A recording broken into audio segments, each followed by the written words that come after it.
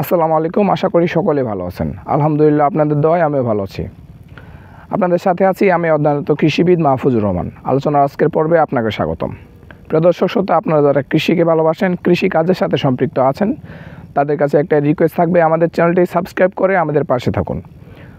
দর্শক, আজকের পুরো আলোচনা জুড়ে থাকছে ভুট্টা চাষের পাতা ঝলসানো রোগ সম্পর্কে।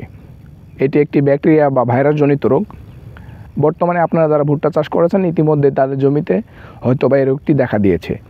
আপনার জমিতে এই রোগটি দেখা দিলে বা আপনার জমিতে এই রোগটির আক্রমণ হলে কী কী লক্ষণ কীভাবে বুঝতে পারবেন এবং কী কী প্রতিকার গ্রহণ করলে এই রোগটি থেকে আপনারা মুক্তি পাবেন, আজকে কথা বলবো এর পুরো বিস্তারিত সম্পর্কে। চলুন আলোচনা শুরু করা যাক। প্রিয় দর্শক শ্রোতা, আপনারা যারা ভুট্টা চাষ করেছেন বা ভুট্টা চাষের সাথে সম্পৃক্ত আছেন, আপনার জমিতে যদি পাতা ঝলসানো রোগটি দেখা দেয় তাহলে আপনি কেমনে বুঝবেন?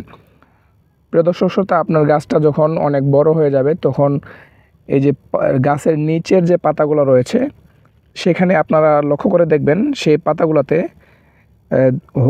বাদামি রঙের ধূসর বর্ণের কিছু দাগ দেখা দিয়েছে।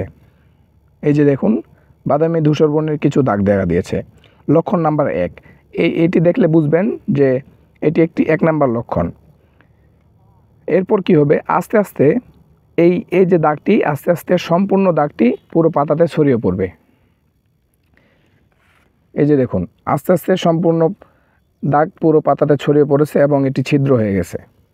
এরপর কি হবে, এরপর এই সম্পূর্ণ দাগটি মিশে যাবে, সম্পূর্ণ দাগ মিশে গিয়ে পুরো পাতা হলুদ হয়ে যাবে। এই যে দেখুন, পুরো পাতা হলুদ হয়ে গেছে। সম্মানিত কৃষক ভাইয়ারা, ভুট্টা চাষে ভুট্টার গাছের পাতা ঝলসানো রোগ থেকে মুক্তি লাভ করার জন্য আপনার যে পদক্ষেপগুলো গ্রহণ করতে হবে, যে প্রতিকারগুলো গ্রহণ করতে হবে, আসুন তা জেনে নেওয়া যাক। প্রথমে আপনার রোগ প্রতিরোধ সম্পূর্ণ জাত ব্যবহার করতে হবে। ভুট্টার যে জাতটি রোগ প্রতিরোধ ক্ষমতা বেশি থাকে সেই জাতটি আপনি আপনার জমিতে চাষ করুন। এরপর আক্রান্ত যে গাছগুলো রয়েছে সেগুলো সংগ্রহ করে আপনি পুড়ে ফেলুন। এটি যেহেতু একটি ভাইরাসজনিত রোগ, রোগটি এক গাছ থেকে আরেক গাছ ছড়িয়ে পড়ে, তাই আক্রান্ত যে গাছগুলো রয়েছে সেগুলো আপনি সংগ্রহ করে পুড়ে ফেলুন। এরপর আরেকটি জিনিস লক্ষ্য করুন, আমরা যারা ভুট্টা চাষ করে থাকি বা ভুট্টা চাষের সাথে সম্পৃক্ত আছি, আমরা একটি ভুল সাধারণত করে থাকি, সেটি হচ্ছে আমরা বীজ শোধন করে বীজটি বপন করি না। বীজ শোধন না করার ফলে আমাদের বীজে বা আমাদের চারায় বা আমাদের গাছে অধিক পরিমাণে রোগবালাই আক্রান্ত করে থাকে। এজন্য বীজ বপনের পূর্বে আমাদের বীজ শোধন করে নেওয়া উচিত। প্রোভ্যাক্স, বেটাভ্যাক্স ইত্যাদি যে ওষুধগুলো রয়েছে সেগুলো দিয়ে আমাদের বীজ শোধন করে আমরা আমাদের জমিতে বপন করলে আমাদের রোগ থেকে অনেক মুক্তি পাওয়া যাবে।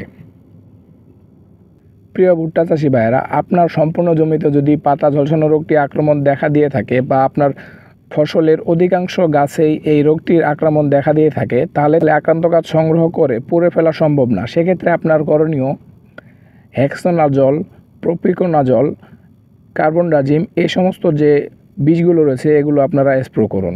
তাহলে আপনারা এর প্রতিকার এই রোগ থেকে মুক্তি পাবেন। সম্মানিত চাষি ভাইয়েরা, আরেকটা বিষয় জেনে রাখুন, আপনার জমিতে যখন ভুট্টার মোচা বের হবে বা ভুট্টার মোচা বের হবে এরকম সময়, এই সময় আপনার জমিতে পর্যাপ্ত পরিমাণ রস, পর্যাপ্ত পরিমাণ পুষ্টি ইত্যাদি রাখুন। নাহলে আপনার ভুট্টার মোচা ছোট হবে, আপনি লাভবান হতে পারবেন না।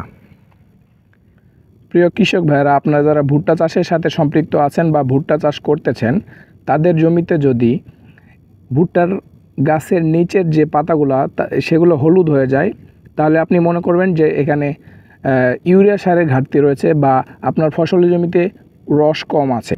সেক্ষেত্রে আপনি এখানে সেচ প্রদান করবেন এবং ছিটিয়ে যে জিঙ্ক ব্যবহার করা হয় সেটি ও ইউরিয়া সার প্রয়োগ করবেন। সেক্ষেত্রে আপনি এই সমস্যা থেকে মুক্তি পাবেন। প্রিয় দর্শক শ্রোতা, আশা করি ভুট্টা চাষের পাতা ঝলসানো রোগ ও ভুট্টার মোচা বের হওয়ার সময় আপনার কী কী করণীয়, কী কী পদক্ষেপ গ্রহণ করতে হবে ইতিমধ্যে জানতে পেরে গেছেন। আজকে ভিডিওটি এ পর্যন্তই। এতক্ষণে ভালো থাকবেন, সুস্থ থাকবেন। আর আমার চ্যানেলে নতুন হয়ে থাকলে অবশ্যই চ্যানেলটি সাবস্ক্রাইব করার অনুরোধ রইল। আসসালামু আলাইকুম।